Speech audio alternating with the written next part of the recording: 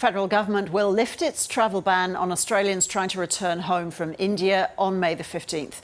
There are around 9,000 Australians stuck in India and 900 are considered vulnerable.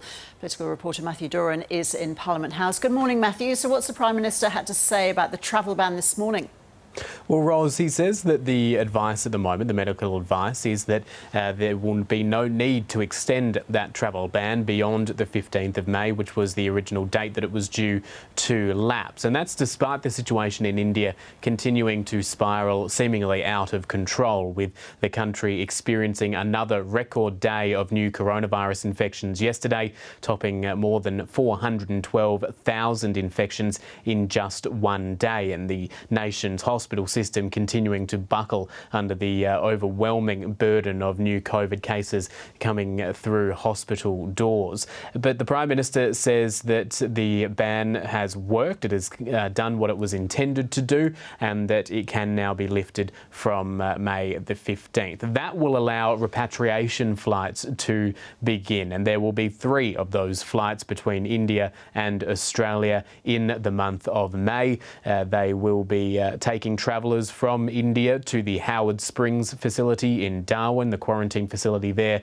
that is jointly operated by the Northern Territory government and the federal government and funded as such as well. That will ensure that the returning travellers do not go into the hotel quarantine system, that they are kept separate considering the circumstances in India. And it will also, the Prime Minister is saying that the number of flights, repatriation flights, that will be allowed into the country will ensure that the Howard Springs facility can keep up with the demand. Of course, over the last week or so, the Prime Minister and his government have faced stinging criticism for putting in place this travel ban, with there being legal challenges as to whether or not they can actually impose such a ban. That is, there is a case due to be heard in the federal court on Monday. That might become something of a moot point if it's not finalised by the time this travel ban is lifted on the 15th of May, but it is still going ahead. But the Prime Minister saying that this development will ensure that Australians can come home, 9,000 of which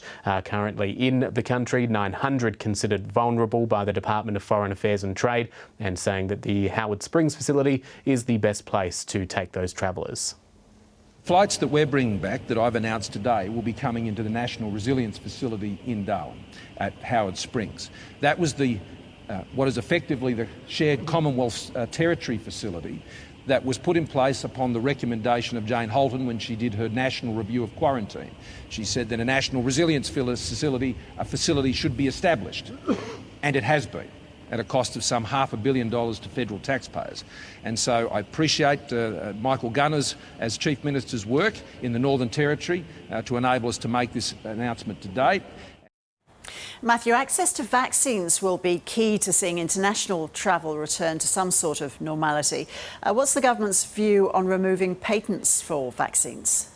Well, the Prime Minister was saying that Australia does support those calls for the intellectual property protections on coronavirus vaccines to be waived, but said that Australia would be sorting out its official position as those discussions happen. His Trade Minister, Dan Tehan, went a little bit further this morning and said that Australia was backing the calls from countries such as the United States to waive those IP rights. Effectively, what that will mean is that vaccines can be produced in more locations more cheaply. The big pharmaceutical companies who have developed these vaccines won't necessarily be charging the same rate that they would if those heavy patent controls were on those vaccines. And considering that the world is still grappling with this pandemic, the waiving of those IP rights is seen as something necessary to ensure more people around the world can be vaccinated more quickly.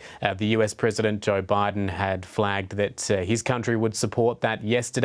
Dan Tehan, who himself is in quarantine at the moment, he's been vaccinated, but he's been in the UK and Europe in recent weeks. He says that Australia would also back those discussions as they go to the World Trade Organisation, a process which could take a couple of months to work through, considering the wrangling that would have to happen to sort out the finer details of how those waivers would operate.